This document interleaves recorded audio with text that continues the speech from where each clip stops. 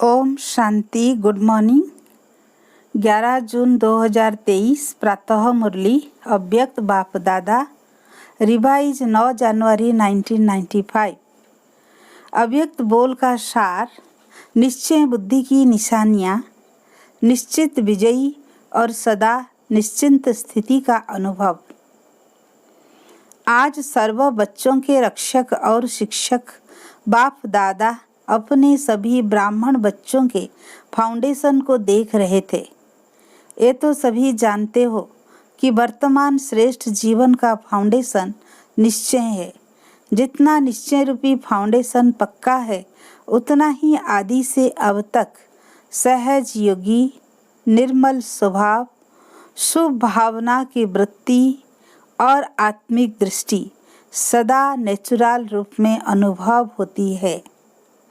हर समय चलन और चेहरे से उनकी झलक अनुभव होती है, क्योंकि ब्राह्मण जीवन में सिर्फ जानना नहीं है कि मैं ये हूँ और बाप ये हैं, लेकिन जानने का अर्थ है जो जानते हैं वो मानना और चलना।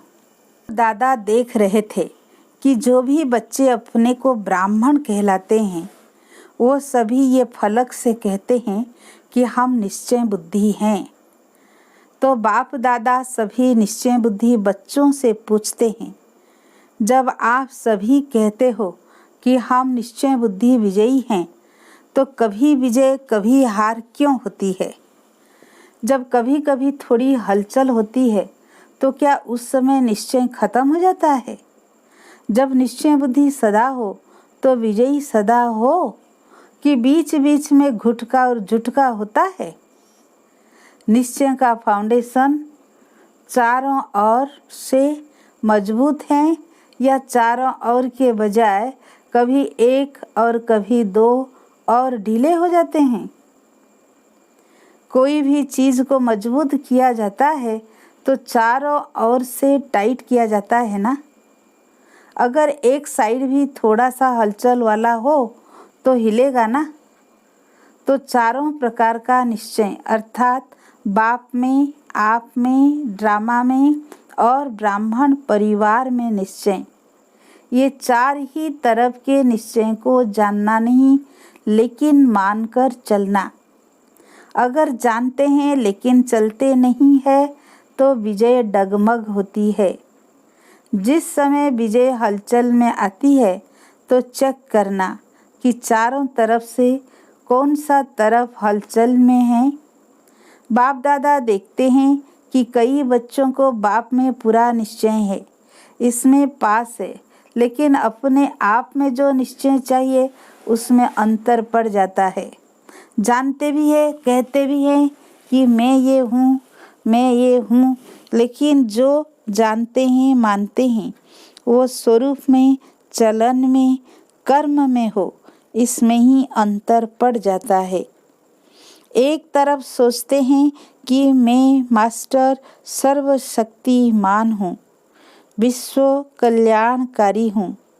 दूसरे तरफ छोटी सी परिस्थिति पर विजय नहीं प्राप्त कर सकते।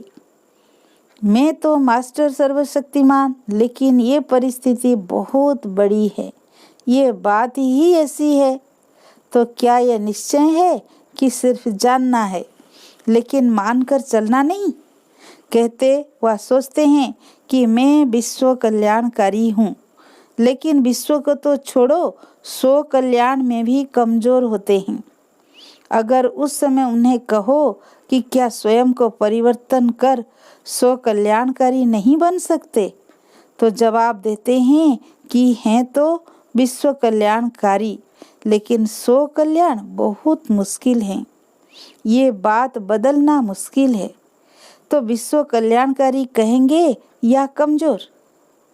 तो स्व में भी परिस्थिति प्रमाण, समय प्रमाण, संबंध संपर्क पर प्रमाण निश्चय स्वरूप में आए, ऐसे निश्चय बुद्धि की विजय हुई ही पड़ी है। जैसे सभी को ये पक्का निश्चय है कि मैं श्रेष्ठ आत्मा हूँ, इसके लिए कोई दुनिया के वैज्ञानिक भी आपको हिलाने की कोशिश करे कि मैं आत्मा नहीं शरीर हो, तो मानेंगे नहीं और ही उसको मनाएंगे। तो जैसे ये पक्का है कि मैं शरीर नहीं हूँ, मैं आत्मा हूँ, और कौन सी आत्मा हूँ ये भी पक्का है, ऐसे निश्चय बुद्धि की विजय भी इतनी निश्चित है। हार असंभव है और विजय निश्चित है।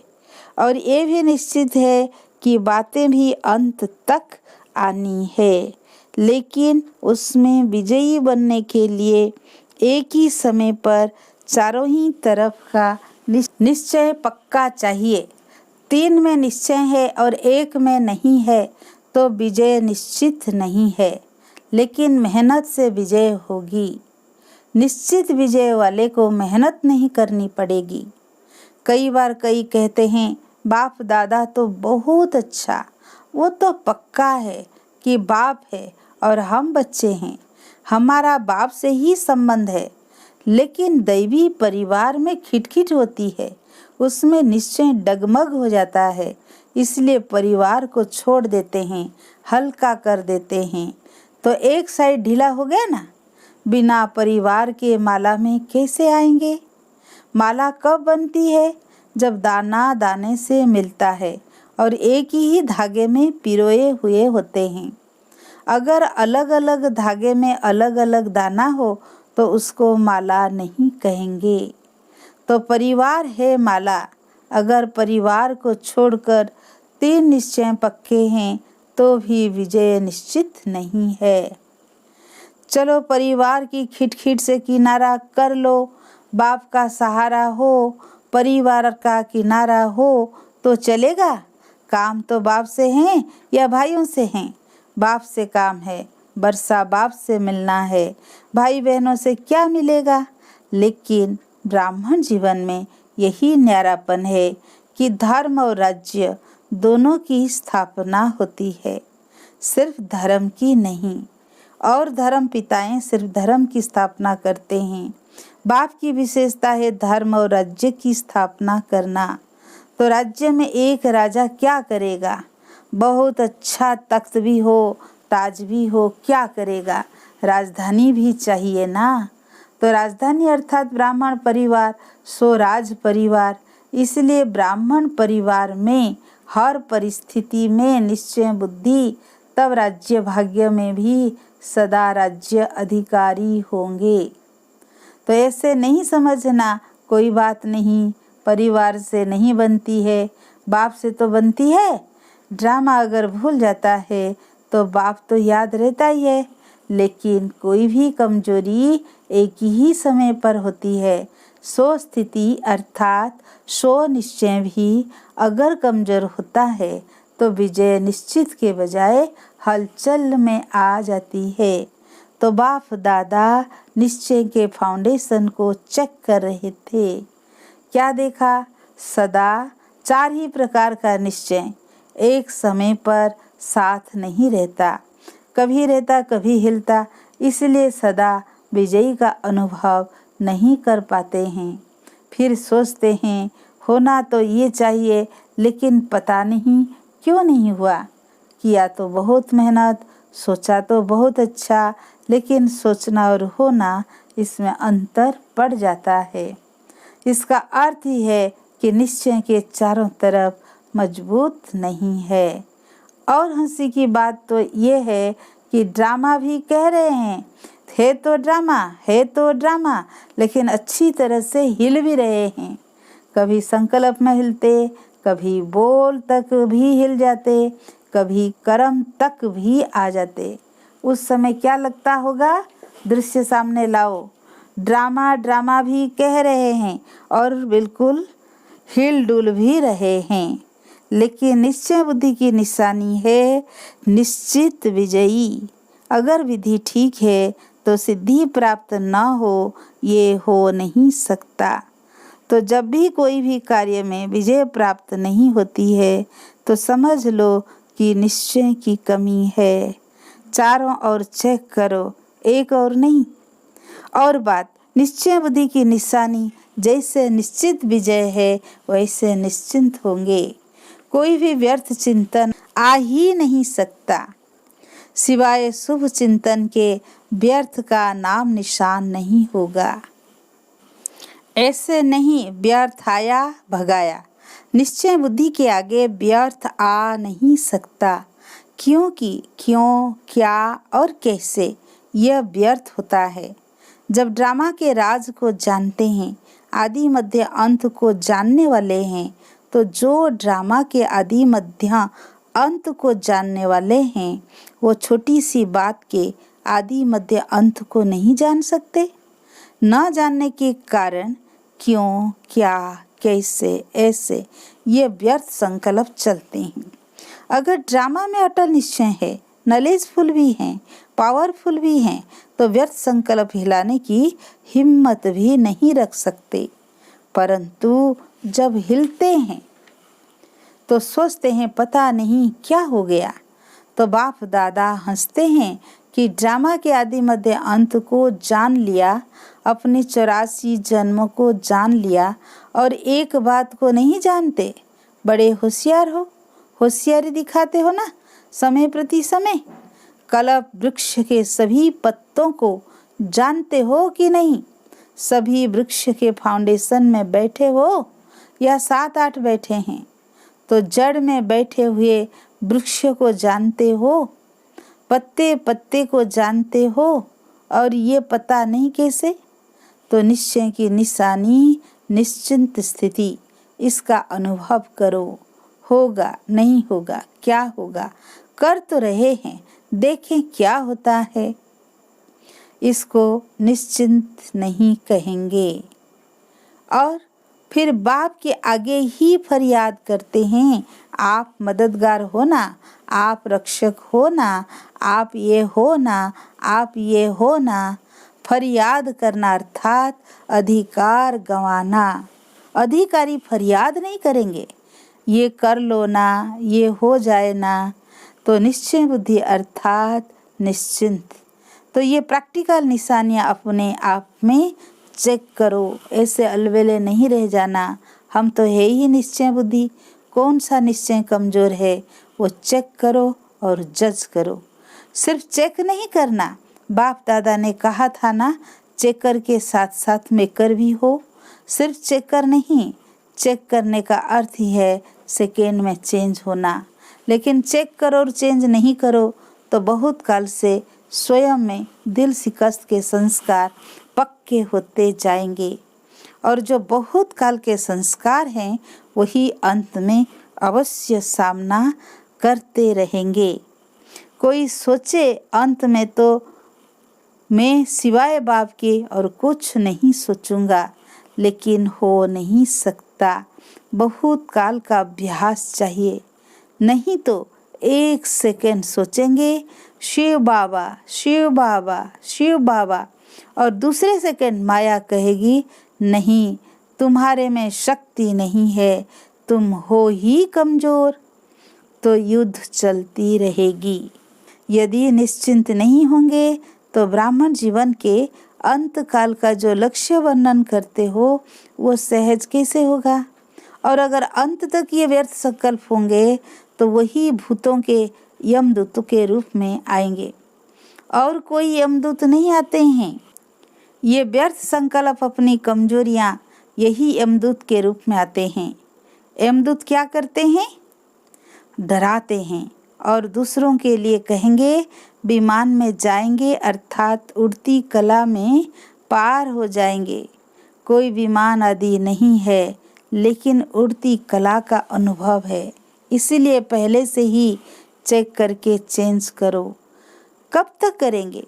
बाप दादा को खुश तो कर देते हैं, करेंगे, प्रतिज्ञा भी लिख देते हैं, लेकिन वो कागज़ तक रहती है या जीवन तक। अच्छा, आज मधुबन निवासियों का भी टर्न है। मधुबन वालों से तो विशेष बाप दादा का स्नेह है, सब में है, लेकिन फिर भी थोड़ा सा विशेष मधुबन निवासियों से है, क्योंकि निमित्त है। फिर भी देखो, आप आते हैं, खातिरी तो ठीक करते हैं ना। मधुबन वाले खातिरी करने में पास है ना। मेहमान निवाजी करना ही महानता है। जिसको मेहमान निवाजी करना आता है वो महान हो ही जाता है। सिर्फ खाने पीने से नहीं, लेकिन दिल के स्नेह की मेहमान निवाजी वो सबसे श्रेष्ठ है। चाहे पिकनिक कितनी भी करा लो, लेकिन दिल का स्नेह नहीं मिला तो कहेंगे कुछ नहीं मिला। तो मधुबन वाले दिल के स्नेह सहित मेहमान निवाजी करते हैं। करते हो ना कि कोई नीचे ऊपर करेंगे तो कहेंगे बाप दादा ने ऐसे ही कहा। ऐसे नहीं करना। स्नेह के सागर के बच्चे हो ना, कब तक स्नेह देंगे? नहीं, गागर के बच्चे नहीं, सागर के बच्चे बेहद। सबके पास स्नेह का स्टॉक है ना। माताओं के पास भी है, कुमारियों के पास भी है, पांडवों के पास भी है। सागर है या थोड़ा है? तो कभी क्रोध तो नहीं करते होंगे ना। जब स्नेह के सागर हैं तो क्रोध कहाँ से आया? किसके संस्कारों को जानकर सैटिस्फाई करते हो ना। चाहे वो रंग है, लेकिन आप तो नॉलेजफुल हो ना। आप तो जानते हो ना कि ये क्या है, लेकिन उस समय क्या कहते हैं? इसने ऐसे किया ना, इसलिए हमने भी किया। रंग से रंग हो गया तो क्या कमाल की।